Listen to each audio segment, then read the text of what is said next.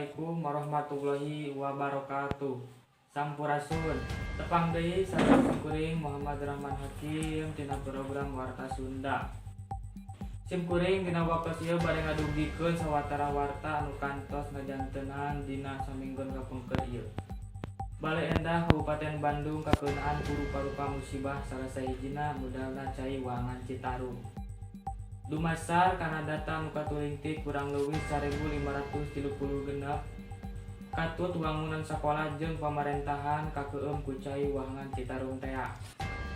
Nu ngalantarakeun cai Wahangan modal teh salian tigedena cai hujan oge ku ayana seserepan cai hujan anu teu katampung jeung teu ngocor kana kamalir. Alabatan lobana runtah anu ngahalangan kokotoran anu kabalukarkeun cai jadi ngayembeng.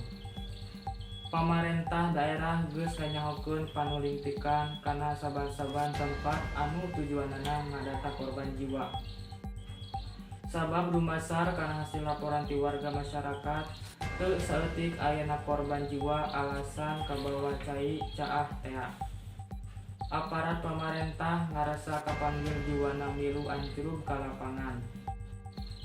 Keur merenahkeun wargana sangkan jauh tina bahaya ku cara ngungsikeun ka padataran anu rada anggang ka Wahangan Citarum tea. Gubernur Jawa Barat patut reng-rengan satekah pola ngayakeun terekan sangkan eta musibah teh teu katumpilik bae. Ku jalan nyieun tanggul sacara bebarengan di sisi Wahangan Citarum. Teu saeutik warga masyarakat sabudeureun Kota Bandung ngarasa prihatin ku ayana musibah kieu teh. Pereongan ngayakeun tareka ngumpulkeun warga jeung nyumbangkeun ka warga anu kakeunaan ku musibah teh. Utamana nyumbangkeun obat-obatan. Sabab geus mimiti loba katarajang ku rupa-rupa panyakit. Di antarana ararateur. Akibat tina cai anu geus pacampur jeung kokotor tina runtah anu geus buruk. Pamungkas ti simkuring pamarentah ge teu cicingeun ku ayana musibah kieu teh.